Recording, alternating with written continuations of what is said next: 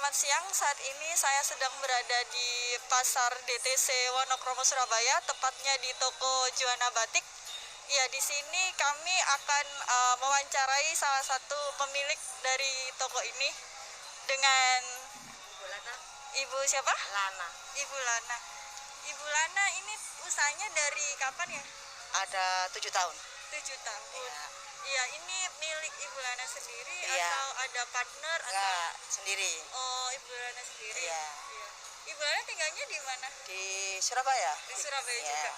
Pak, boleh tahu di sini itu bukanya dari jam berapa sampai Jam 10 sampai jam setengah 6, jam 5 Oh, lah. sampai Ya, setengah enam. Oh, untuk pandemi saat ini apakah masih tetap beroperasional seperti ini atau bagaimana? Iya, tetap yang baru ini aja yang tetap gitu loh, jam 10 sampai jam setengah 6 itu. Oh, berarti masih efektif ya, Teh ya? Oke. Untuk selanjutnya mungkin bisa sama teman saya ya, Teh. Iya, Untuk iya. pertanyaan selanjutnya. Oke. Ibu, harga kisaran produk kain di sini mulai dari harga kisaran berapa aja ya? Kain ya. Iya. Ada yang 70, mulai dari 70 sampai 150 sampai 200 ada. Oh gitu. Jadi harga terendah itu mulai dari 70. Ya. Harga tertingginya bisa kisaran 100. 200. Oh, 200 ke atas. Ya. Oh gitu. Nah, untuk produksi sendiri atau gimana Ibu? Ambil dari pabrik ya. Dari pabrik? Iya, dari Oh, pulaan lah, pulaan. oh. Dari pulaan dijual lagi Iya. gitu. Oh ya. Apa Ibu di sini ada cabang lain di tempat sini apa cuman di sini aja? Asalnya ada sebelum corona ya. Ada di Icon Mall Gresik, BD Johnson, dan di sini ada 3. Sekarang karena corona jadi tinggal 1 aja dulu. Oh gitu. Iya. Kalau reseller ada apa Ibu pakai reseller juga atau jual sendiri? Jual sendiri. Kenapa jual sendiri? Kenapa nggak bantu sama dibantu reseller mungkin? Udah nggak mau ruwet aja ya. Oh gitu. Iya, nggak ada yang ngurusin jawabnya. Oh, Ya, jadi itu sendiri aja, jual sendiri. Apakah di kondisi sekarang ini toko ini mengadakan promo atau cara memasarkan produknya bagaimana? Nggak ada promo ya, cuma kadang-kadang diskon aja. Dan di sini kebanyakan kan banyak yang beli kayak seragam, borongan gitu. Jadi harganya jadi harga grosir gitu. Oh iya, berarti cara memasarkan produknya supaya lebih luas dan terjual itu seperti itu ya Bu ya di kondisi sekarang. Yang nggak pakai ya, nggak pakai ya nunggu ini pembeli datang aja. Oh Karena iya. akan sudah juga banyak langganan juga ya. Iya. Dan di sini kan produksinya banyak modelnya bikin sendiri, nggak pulaan gitu. Saya punya penjahit sendiri, jadi modelnya lain dari yang toko lain. Kalau di sini ada cabang lain selain di DTC? Kalau sekarang nggak ada karena corona ya. Waktu sebelum corona ada di Icon Mall, BD Johnson, dan di sini ada 3 toko. Karena corona kondisinya kayak gini, jadi sementara saya tutup, saya jadikan 1 aja di sini. Kalau boleh tahu omset per bulannya itu berapa ya Ibu? Waduh, kalau omset per bulannya ya, di saat kan sekarang kondisi kayak gini, jadi aduh nggak bisa ini ya, nggak mesti ya, nah, jadi nggak bisa disampaikan gitu loh. Kalau kondisi seperti ini ya, kalau sebelum corona sih bisa disampaikan jauh. Sekarang yang penting masih bisa jalan aja gitu loh. Ya. Masa pandemi sekarang kan omset Ibu menurun ya. Bagaimana cara Ibu memasarkan produk ini biar omsetnya kembali lagi? Mungkin bisa lewat marketplace, toko online gitu kan. Sekarang di era sekarang orang-orang merubah pola hidupnya, mulai dari pembelian sembako, alat-alat itu lewat marketplace, dan batik ini tidak ada keinginan untuk dipasarkan, dipromosikan lewat toko-toko online seperti Shopee, Tokopedia gitu. Enggak, karena nggak ada yang ngurus ya, maksudnya. Jadi nggak mau ribet juga. Jadi ini ya mengharapkan yang pengunjung aja. Cuma di sini saya punya model. Jadi model itu bikin sendiri, saya punya penjahit sendiri. Jadi di tempat lain nggak ada. Jadi kita punya model kayak gitu, yang lain nggak ada. Gitu. Itu yang membedakan toko ini dengan toko batik lain. Lalu cara Ibu mengolah produk ini menjadi produk lain, misal aksesoris, tas seperti tas, masker itu gimana? Jadi batik ini bisa jadi tas, Ya. ya saya bikin tas, saya bikin masker gitu. Jadi ada selain hem, blus, ada di tas juga masker.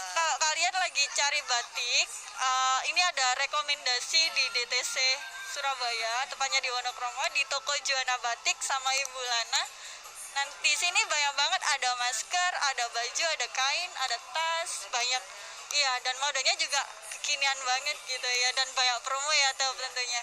Iya, itu adalah wawancara dari kami. Terima kasih Tante Ya, untuk waktunya. Maaf Ya, ngerepotin ya. enggak, sama-sama. Iya, sama-sama. semoga usahanya semakin berkembang. Amin, amin, amin ya. Ya, itu aja sih dari kami Tante. Terima kasih. Ya, sama-sama. Kain batik merupakan ciri khas budaya bangsa kita. Kehadirannya tidak hanya sebatas kain tradisional, tapi menjadi simbol kekayaan adat dan budaya Indonesia yang diakui dunia internasional. Kain batik sendiri kini tak dipandang lagi sebagai pakaian yang hanya cocok dikenakan oleh orang tua, karena batik kini telah sangat merakyat dan dipakai oleh segala usia, bahkan menjadi tren anak muda saat ini. Mengoptimalkan potensi batik tentu merupakan sebuah langkah untuk mengenalkan daerah sendiri di mata dunia dengan mencari pasaran yang lebih luas. Inilah yang membuka celah pasar untuk Anda turut mengambil peluang bisnis kain batik ini. Kesimpulan dari kelompok kami tentang produk kain batik dari hasil reportase di toko Ibu Lana yaitu mengembangkan produk batik dengan menghasilkan kain batik berpola dengan berbagai macam untuk busana, tas, masker, dan juga aksesoris lainnya. Untuk cara pemasaran produk batik ini lebih bagus dengan menguji tingkat kemenarikan produk kain batik kepada customer penyuka batik dengan adanya desain motif kain batik yang dibuat mendapat penilaian yang baik dari konsumen. Dan konsumen menyatakan tertarik baik dari segi bahan utama, corak, warna batik, ukuran, dan lokasi motif. Strategi pemasaran dengan bentuk pameran secara berkala lebih meningkatkan animo masyarakat untuk mengenal lebih jauh batik dan memperluas segmen pasar produk kain batik. Cara mengembangkan bisnis kain batik ini lebih luas yaitu dengan mencoba menjalankan bisnis batik di dunia online seperti marketplace, Shopee, Tokopedia, dan lain-lain yang sudah orang gunakan. Selain simple juga fleksibel dan dapat mengembangkan bisnis kain batik ini. Yes, untuk saat ini saya berada di daerah Kenjeran, Surabaya. Tepatnya di salah satu tempat kerajinan yang dimana di sini produk kerang yang bisa dibuat untuk beberapa kerajinan dan memiliki fungsi. Ya, yang pertama ini saya dengan Mas siapa? Arfani, Mas Arfani selaku pemilik atau tua. partner ya berarti ya? Partner Ijaga ini ya berarti ya. Oke. Di sini usahanya sudah berapa lama, Mas? Udah berapa ya? 12 tahun. Berapa? 12 tahunan. 14. 12. 12 tahun ya. Usahanya sudah dari 12 tahun, guys. Untuk ini untuk jaganya mulai jam berapa sampai jam berapa? Jam 8 kalau tutupnya itu habis saat asar. Habis saat asar ya. Di sini rame enggak ya biasanya kalau di sini tuh? Tergantung. Tergantung ya. Biasanya ramenya siang atau malam atau bagaimana? Ada yang siang, ada yang pagi. Tapi kalau yang paling banyak itu waktu anak sekolah masuk. Oh, waktu sekolah ya, dekat sekolah berarti di sini ya. Soalnya kan tempatnya juga strategis sebelah ini ya. Untuk selanjutnya bisa sama teman saya ya. Oke.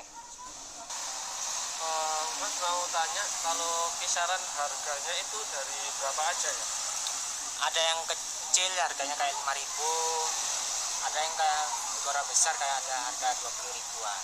Oh, jadi mulai dari harga 5.000 sampai 20.000. Ya. Tapi untuk orang-orang biasanya itu cari yang seperti apa mungkin? Kalau kebanyakan orang ya kayak cari koran, gantungan kunci, bahan, sama korset. Oh, jadi itu. Makasih banyak ya Mas ya, untuk harganya sekitaran 5 sampai 20.000 aja ya.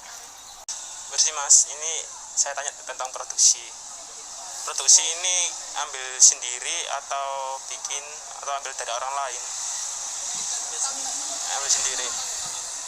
Ada yang produksi produksi ada. Yang mana ya mas? Yang produksi? Ada yang produksi ya kayak gini ya. Yang ini produksi. Yang sini aja. Yang ambil dari orang lain yang mana mas? Itu dari Banyuwangi, kayak gini bahan semua ini. Bahan-bahan Ini dari kerang semua ya mas? ya.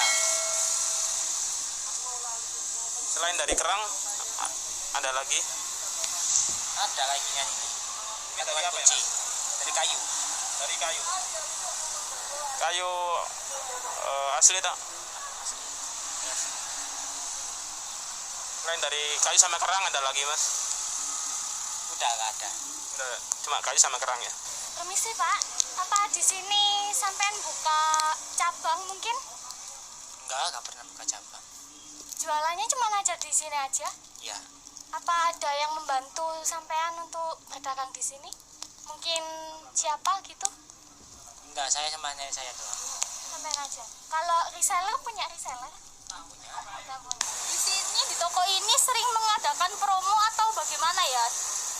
Di sini tidak pernah mengadakan promo sih sebenarnya. Terus caranya Mas menarik pembeli untuk bisa membeli barang di sini tuh bagaimana Mas caranya?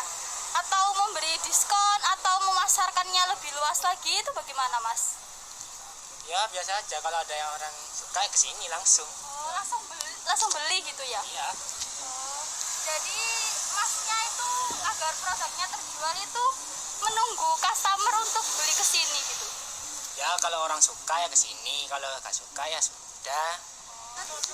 Untuk dari toko ini apakah ada cabang lain selain di Kenjeran? Ada. Di mana mas? Sebelah sini saja, cuman ada 2 atau 3 toko di sini. Omset yang didapatkan di sini berapa ya? Kalau kita kalkulasikan dalam sebulan itu, kira-kira berapa nominalnya? Nominalnya paling besar itu 10 juta sih. Serius 10 juta? Kalau ada orang kulaan. Oh, orang yang ngambil dari sini gitu ya? Ya, Penghasilan paling minim paling minim itu selama sebulan 300. 300. Oh itu kalau sepi banget dan gak ada orang yang borong gitu ya Mas ya? Ya. Terus cara Masnya mengembangkan produk ini biar ramai pembeli gimana? Kan di masa pandemi ini banyak orang-orang yang merubah pola hidupnya dari yang jual beli makanan, minuman, alat-alat belanja itu secara online. Nah, Masnya punya keinginan atau ketertarikan nggak kalau memasarkan produk ini secara online di marketplace gitu? Alasannya kenapa? Ya kalau masih dalam pandemi ya pengennya sih begitu. Tapi itu kendalanya cuma satu, siapa yang mau minat? Target pasarnya gitu. Ya. Target customernya Masnya itu biasa yang beli di sini siapa? Misal anak-anak, ibu-ibu, atau orang-orang yang butuh aksesoris buat dijual lagi gitu? Ada orang luar tapi. Orang luar? Ya. Untuk dipakai apa biasanya Mas? Untuk dijual lagi. Untuk dijual lagi? Ya. Ngambilnya di Mas gitu ya? Ya. Terus misal Masnya memasarkan pakai kayak reklame gitu gimana? Kayak yang biasanya orang-orang memasarkan produknya pakai brosur, ada ketertarikan di situ nggak? Enggak. Kenapa alasannya? So ribet kalau Ribet ya. Iya, itu adalah wawancara dari kami untuk mengetahui lebih lanjut soal UMKM di daerah Surabaya, tepatnya di daerah Kenjeran. Kayak produk kerang seperti ini bisa dibuat untuk seperti ini, tempat tisu, mungkin ada bros, ada gantungan kunci, dan hiasan yang lain, ada tirai, ada bigora gitu ya. Mas, terima kasih ya untuk waktunya. Maaf mengganggu karena ini mengganggu jam kerjanya Mas gitu. Ya nggak apa-apa.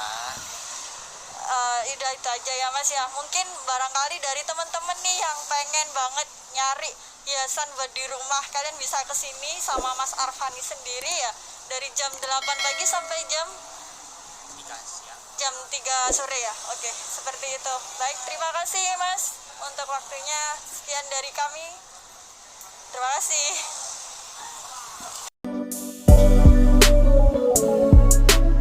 Kesimpulan dari wawancara kali ini, dari produk kulit kerang, dari sudut pandang pengembangan produk ini dapat dikembangkan menjadi berbagai macam aksesoris. Pada umumnya, setelah kita memakan kerang, kita pasti akan membuang kulitnya. Padahal, jika kita olah lagi dapat menghasilkan produk yang bernilai dan dapat dijadikan peluang bisnis. Seperti narasumber kita Pak Arfani, kulit kerang bisa kita kembangkan menjadi aksesoris yang indah. Salah satu contoh Pigora yang terbuat dari kulit kerang, bahkan Pak Arfani dapat menghasilkan omset 10 juta per bulan dari bisnis kulit kerang ini. Pak Arfani sendiri memasarkan kerang tersebut dengan cara membuka stand dan mendisplay produk tersebut agar dapat dilihat oleh pengunjung secara langsung dan jelas. Yang artinya cara pemasaran produk yang dilakukan Pak Arfani dengan menunggu pembeli datang menurut kami kurang efektif jika hanya menunggu pembeli, karena kita harus menerapkan sistem jemput bola dengan memasarkan ke media sosial seperti Instagram dan Facebook, atau dapat juga dipromosikan lewat marketplace seperti Shopee, Tokopedia, Bukalapak, dan masih banyak lagi. Karena di zaman sekarang kemajuan era digital sudah sangat pesat. Dengan hal itu, maka strategi pemasaran lewat media sosial menjadi poin penting agar bisnis kita semakin berkembang. Sekian reportase dari kelompok kami, semoga bermanfaat dan dapat menginspirasi kita semua dalam dunia usaha. Terima kasih.